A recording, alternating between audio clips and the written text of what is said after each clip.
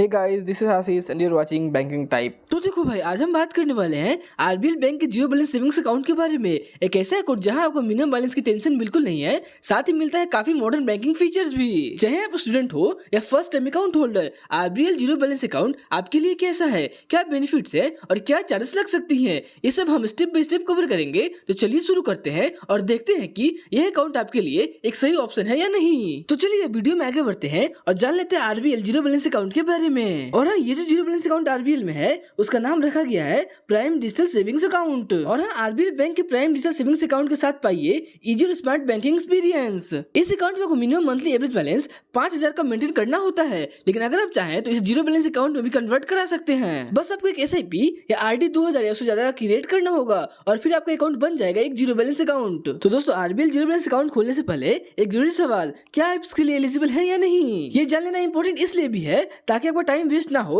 और अकाउंट खोलने का प्रोसेस भी स्मूथ हो जाए। इस अकाउंट को खोलने के लिए आपकी मिनिमम एज 18 साल या उससे ज्यादा होनी चाहिए और हाँ, आपके पास एक इंडियन रेजिडेंट भी होना चाहिए भाई। और हाँ, एक और इम्पोर्टेंट बात याद रहे, अगर आप पहले से आरबीएल बैंक के कस्टमर है तो आप ये अकाउंट नहीं खोल सकते, यानी ये अकाउंट सिर्फ नए कस्टमर के लिए ही है भाई। तो भाई अब एलिजिबिलिटी क्लियर हो गई। अब चलिए देखते हैं कि अकाउंट खोलने के लिए किन किन डॉक्यूमेंट्स की जरूरत पड़ेगी। आरबीएल बैंक ने प्रोसेस सिंपल रखा है ताकि आप घर बैठे ही ऑनलाइन अकाउंट ओपन कर सकें। सबसे पहले आपके पास होना चाहिए आधार कार्ड जो आपका आइडेंटिटी और एड्रेस वेरीफाई करता है। दूसरा पैन कार्ड जो बैंक के लिए आपका फाइनेंशियल और टैक्स रिकॉर्ड को कंफर्म करता है भाई। और तीसरा आपके पास होना चाहिए आधार कार्ड से लिंक मोबाइल नंबर, जिससे ओटीपी वेरिफिकेशन के थ्रू अकाउंट सेफली एक्टिव हो सके। और हाँ, अब बहुत से लोग कंफ्यूज रहेंगे, क्या वो अपने अकाउंट ई आधार कार्ड या ई पैन कार्ड से खोल सकते हो, तो इसका सीधा आंसर होता है नहीं।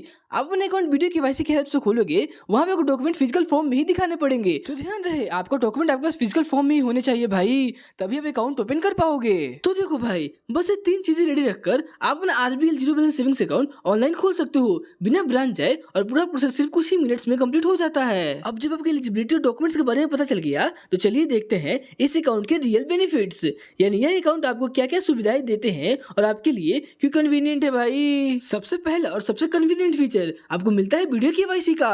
इट मींस आपको बैंक ब्रांच जाने की जरूरत नहीं है, पूरा अकाउंट वेरिफिकेशन वीडियो कॉल के थ्रू ही हो जाता है भाई। और अब दूसरे बेनिफिट के बारे में बात करें तो आपको ब्रांच विजिट करने की टेंशन बिल्कुल नहीं है, चाहे कोई बैंकिंग का काम हो सब ऑनलाइन ही मैनेज हो सकता है भाई। और अब तीसरे बेनिफिट के बारे में बात करें तो आरबीएल जीरो बैलेंस अकाउंट में आपको हायर इंटरेस्ट रेट मिलता है, मतलब आपके पैसे ज्यादा ग्रो करते हैं भाई। और अब लास्ट बेनिफिट के बारे में बात करें तो आप अपने अकाउंट को आरबीएल बैंक के ऐप के थ्रू मैनेज कर सकते हो, जैसे बैलेंस चेक करना हो या फंड ट्रांसफर करना हो या बिल पे करना हो, सब कुछ घर बैठे ही पॉसिबल है भाई। अब दोस्तों, जब अकाउंट ओपन कर लिया और बेनिफिट भी समझ लिया, तो एक और इम्पोर्टेंट चीज है डेबिट कार्ड और उसके चार्जेस का। डेबिट कार्ड आपके लिए कन्वीनियंट है, लेकिन चार्जेस तो समझना भी जरूरी है ताकि आपको सरप्राइज फीस ना लगे भाई। आरबीएल जीरो बैलेंस अकाउंट में आपको अलग अलग टाइप के डेबिट कार्ड्स मिलते हैं। पहला है वर्चुअल डेबिट कार्ड, ये फुल्ली ऑनलाइन कार्ड है जिसे आप डिजिटल पेमेंट के लिए यूज कर सकते हो। और अब दूसरा है क्लासिक डेबिट कार्ड, जिसके एनुअल मेंटेनेंस चार्ज के बारे में बात करें तो वहाँ आपको 250 प्लस जीएसटी के चार्ज पे करना पड़ता है भाई। और अब तीसरा है प्लेटिनम डेबिट कार्ड, इस कार्ड का एनुअल मेंटेनेंस चार्ज के बारे में बात करें तो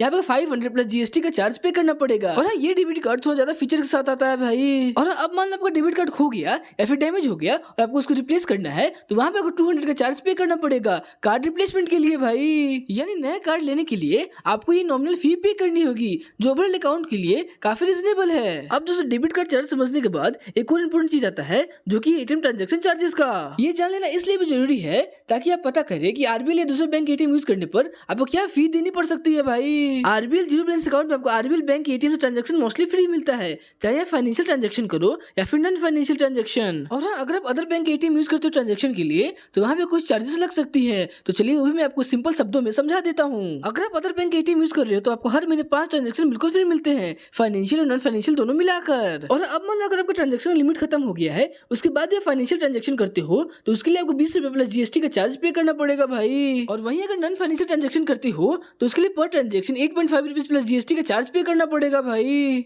तो बहुत से लोग कंफ्यूज हो जाएंगे कि फाइनेंशियल ट्रांजैक्शन और नॉन फाइनेंशियल ट्रांजैक्शन होता है क्या है, तो चलिए वो भी क्लियर कर देता हूँ। फाइनेंशियल ट्रांजैक्शन वो होता है जैसे कि आप एटीएम में कैश विड्रॉ करते हो, वो आता है फाइनेंशियल ट्रांजैक्शन में। और अब नॉन फाइनेंशियल ट्रांजैक्शन के बारे में बात करें तो आप एटीएम में जाकर पिन जनरेट करते हो, मिनी स्टेटमेंट निकालते हो या फिर बैलेंस इंक्वायरी करते हो, ये आता है आपका नॉन फाइनेंशियल ट्रांजैक्शन में। तो देखो भाई, आरबीएल का एटीएम यूज करना सबसे कन्वीनियंट और कॉस्ट इफेक्टिव है, और अदर बैंक का एटीएम यूज करने पर कुछ लिमिटेड ट्रांजैक्शन ही दिया गया है, उसके बाद चार्जेस लगती हैं। अब दोस्तों, लास्ट बट इंपॉर्टेंट, अगर आप इंटरनेशनल एटीएम यूज करते हो तो उसके चार्जेस चार्जेस क्या है ये देखते हैं। यह पार्ट उन लोगों के लिए काफी यूजफुल हो जाता है जो ट्रेवल करते हैं या फॉरेन कार्ड यूज करते हैं भाई। आरबीएल जीरो बैलेंस अकाउंट में अदर बैंक के इंटरनेशनल एटीएम के चार्जेस थोड़ा हायर होते हैं। आपको फाइनेंशियल ट्रांजेक्शन के लिए INR 125 plus GST per transaction पे करना पड़ेगा भाई। और वही नॉन फाइनेंशियल ट्रांजेक्शन के लिए INR 25 plus GST per transaction का चार्ज पे करना पड़ेगा भाई।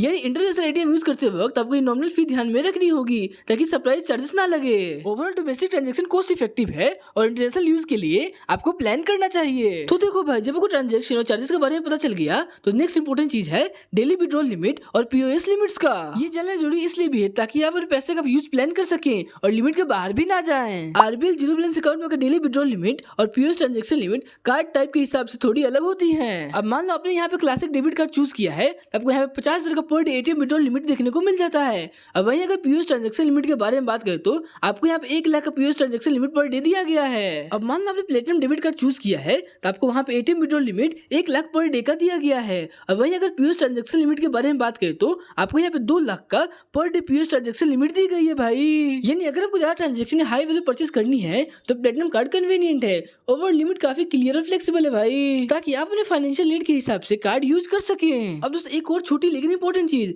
कभी कभी आपका ट्रांजेक्शन फेल हो जाता है या डिक्लाइन हो जाता है। ऐसे केस में आपको डिक्लाइन चार्जेस के बारे में पता होना चाहिए। अगर आरबीएल जीरो बैलेंस अकाउंट में अगर आपका ट्रांजेक्शन डिक्लाइन हो जाता है तो उसके लिए INR 20 प्लस GST का चार्ज पे करना पड़ेगा भाई। ये चार्ज तब लगता है जब ट्रांजेक्शन कंप्लीट नहीं होता, जैसे कि सफिशिएंट बैलेंस ना होना, टेक्निकल या POS इश्यू की वजह से। ओवरऑल नॉमिनल फी है और ट्रांसपेरेंट भी, आपको पता हमेशा रहता है कि कब और क्यों चार्जेस अप्लाई हुई है। तो देखो भाई, जब अपने अकाउंट ओपन कर लिया और डेबिट करके सारे चार्जेस और लिमिट भी समझ लिए तो नेक्स्ट इंपॉर्टेंट चीज है फंड ट्रांसफर ऑप्शन। ये देखना जरूरी इसलिए भी है कि आप अपने पैसे को इसलिए कोस्ट फ्री ट्रांसफर कर पाओगे या नहीं। आरबीएल जीरो बैलेंस अकाउंट में आपको मल्टीपल फंड ट्रांसफर ऑप्शन मिलते हैं, जैसे कि UPI, NEFT, RTGS और IMPS। और सबसे बड़ी बात, ये ट्रांसफर ऑनलाइन कम्प्लीटली फ्री है, यानी आप घर बैठे अपने अकाउंट से पैसे ट्रांसफर कर सकते हो बिना कोई एक्स्ट्रा चार्जेस के, चाहे वो स्मॉल पेमेंट हो या लार्ज फंड ट्रांसफर। तो दोस्तों ये तो सारी बातें होगी फंड ट्रांसफर के बारे में। तो चलिए अब बात करते हैं कैसे चीज की जो आपके लिए बहुत इंपॉर्टेंट है, इंटरेस्ट रेट का। आपका पैसा सिर्फ बैंक में रखा नहीं जाता बल्कि वो ग्रो भी करता है और ये feature RBL zero balance account को स्पेशल बनाता है भाई। यानी जितना आपका बैलेंस या डिपॉजिट ज्यादा होगा उतना ज्यादा आपको इंटरेस्ट मिलेगा। चलिए मैं सिंपल और क्लियर वे में बताता हूँ कि सेविंग अकाउंट और फिक्स डिपॉजिट के लिए आरबीएल बैंक का इंटरेस्ट स्ट्रक्चर कैसा काम करता है, ताकि आप इजिली समझ सके और डिसाइड कर सके कि आपके लिए बेस्ट ऑप्शन क्या है। सेविंग्स अकाउंट में आपको बैलेंस के हिसाब से इंटरेस्ट मिलता है। अब मान लो अगर आपका बैलेंस 1 लाख तक है तो आपको 4.25% पर एनम का रिटर्न देखने को मिल जाता है। और वहीं अगर आपका बैलेंस 1 लाख से 10 लाख के बीच में है तो वहाँ पे आपको 5.50 पर एनम का इंटरेस्ट देखने को मिलेगा भाई। अब मान लो वहीं अगर आपका बैलेंस 10 लाख से 25 लाख के बीच में है तो आपको 6% का रिटर्न देखने को मिलेगा भाई। और वहीं अगर 25 लाख से 1 करोड़ के बीच में है तो 6.5% पर एनम का इंटरेस्ट देखने को मिलेगा भाई। यानी जितना ज्यादा बैलेंस उतना ज्यादा रिटर्न, सिंपल और ट्रांसपेरेंट। अब दोस्तों बात करते हैं फिक्स डिपॉजिट की इंटरेस्ट रेट की। FD में आपको अपने पैसे को बैंक में थोड़ा टाइम के लिए लॉक करना होता है और उसके बाद बैंक आपको उस पर रिटर्न देता है। आरबीएल बैंक पे FD की रेट कुछ इस तरह है।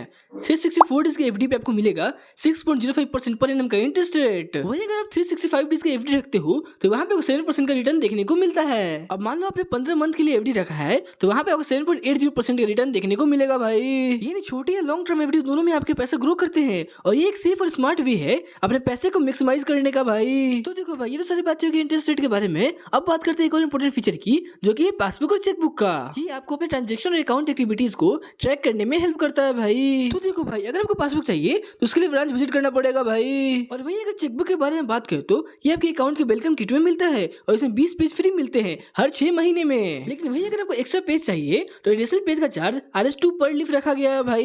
यानी बेसिक यूजेस के लिए आपको एक्स्ट्रा कॉस्ट नहीं लगेगी और अगर ज्यादा पेज चाहिए तो नॉमिनल फी लगेगी भाई। तो दोस्तों वीडियो में आगे बढ़ते हैं और जान लेते हैं एक्स्ट्रा चार्जेस के बारे में जो आपको ध्यान में रखना जरूरी है भाई। आरबीएल जीरो बैलेंस अकाउंट में मोस्टली ट्रांसपेरेंट फी है, लेकिन कुछ माइनर चार्जेस होते हैं जो अकाउंट यूज करते वक्त अप्लाई हो सकती हैं भाई। अब उन हिडन चार्जेस के बारे में समझ लेते हैं। तो सबसे पहले बात करते हैं अकाउंट क्लोजर चार्जेस के बारे में। अगर आप अपना अकाउंट 6 महीने के अंदर क्लोज करते हो तो वहाँ पे आपको RS500 का चार्ज पे करना पड़ेगा। और वहीं अगर आपको दोबारा पासबुक चाहिए तो उसके लिए RS50 का चार्ज पे करना पड़ेगा भाई। तो चलिए अब जान लेते हैं SMS अलर्ट चार्जेस के बारे में। यहाँ पे आपको RS0.25 पर SMS का चार्ज पे करना पड़ेगा और ये मैक्सिमम RS100 होता है पर मंथ भाई। तो चलिए वीडियो में आगे बढ़ते हैं और जान लेते हैं विड्रॉल डिपॉजिट चार्जेस के बारे में। विड्रॉल मोस्टली फ्री है, लेकिन deposit up to 3 lakh per month तक फ्री है। उसके बाद आज 3 पर 1000 पे चार्ज पे करना पड़ेगा भाई, और ये मैक्सिमम RS100 होता है भाई। यानी माइनर चार्जेस और लिमिट ध्यान में रखकर आप अकाउंट को यूज करोगे तो सरप्राइजेस नहीं आएंगे। ओवरऑल ये अकाउंट काफी कॉस्ट इफेक्टिव है और ट्रांसपेरेंट फी स्ट्रक्चर के साथ ही आता है भाई। तो दोस्तों ये था RBL zero balance saving account का